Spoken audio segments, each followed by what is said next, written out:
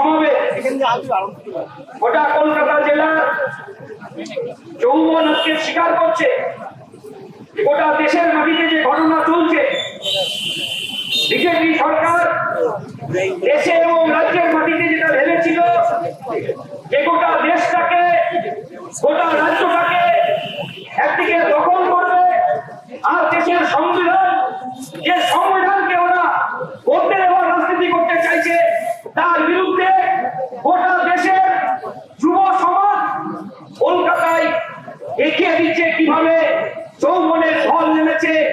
আজকে গোটা পশ্চিম বাংলাব্যাপী তারা যে রাজনীতি করতে চাইছে, গোটা ভারতবর্ষব্যাপী যে দেশ ভাগের রাজনীতি করতে চাইছে, বাংলা ভাগের রাজনীতি করতে চাইছে, তার বিরুদ্ধে লড়াইকে আমরা আরো মজবুত করতে চাইছি।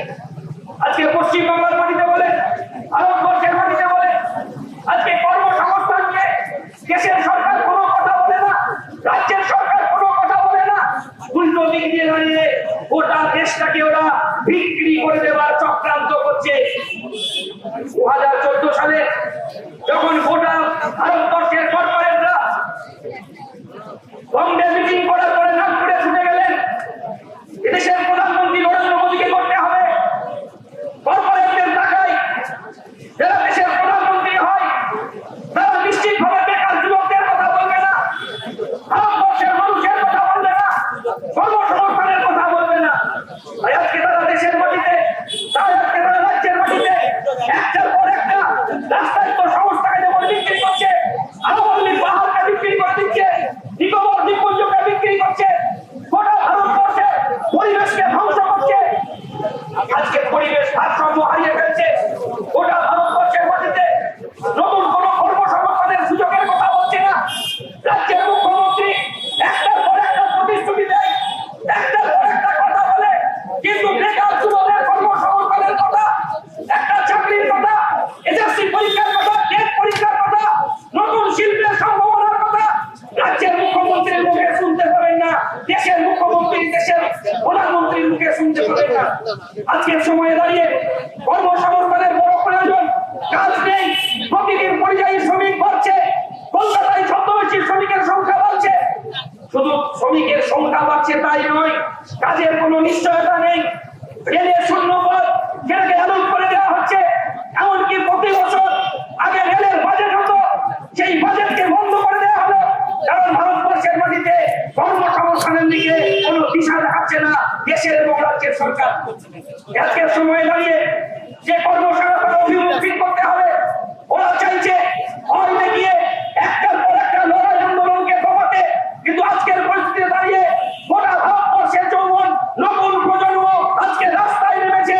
আজ থেকে 100 বছর আগে যে নজরুল ইসলাম বলে গিয়েছিলেন, ইয়া ভগবান ও ভগবান হাকিছে ভবিষ্যৎ, আজকের সময়ে দাঁড়িয়ে গোটা ভারতবর্ষের জওয়ানরা এক জায়গায় হচ্ছে, শপথ গ্রহণ করছে, ভারতবর্ষের সংবিধানের পদ্ধতি চাইছে, ভারতবর্ষকে যারা ভাগ করতে চাইছে, যারা গোটা দেশের শিক্ষা ব্যবস্থাটাকে বিক্রি করতে চাইছে, তাদের বিরুদ্ধে লড়াইকে আরো মজবুত করার জন্য গোটা ভারতবর্ষের মাটিতে যুবরাজকে আসতে পড়েছে।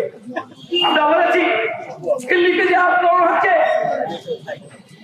24 তারিখে 2:30টার সময় ছাত্রদের সঙ্গে আমরা যুবরা গোটা পশ্চিমবঙ্গে সমস্ত অংশের যুবদের কাছে আমরা আহ্বান জানাচ্ছি, আসুন 24 তারিখে 2:30টার সময় শিয়ালদা থেকে আমাদের মিছিল শুরু হবে। গোটা পশ্চিমবঙ্গের মাটিতে যৌবনের ঢল নামবে। আমরা দেখে দিতে চাই যে রাষ্ট্র শক্তি শেষ কথা বলে না, রাষ্ট্র শক্তি দমানোর চেষ্টা করবে। এই রাষ্ট্র শক্তির বিরুদ্ধে গোটা পশ্চিমবঙ্গের যুব সমাজ যখন আছে করবে, কারণ আমরা জানি পৃথিবীর ইতিহাসে কোনো কিছু চেয়ে পাওয়া যায় না, অধিকার মেনে নিতে হয়, অধিকার কেড়ে নিতে হয়। আমরা জানি আর এই অধিকার কেড়ে নেওয়ার জন্যই আমরা চাইছি সব অংশের যুবদেরকে আমাদের ঐক্যবদ্ধ হতে হবে।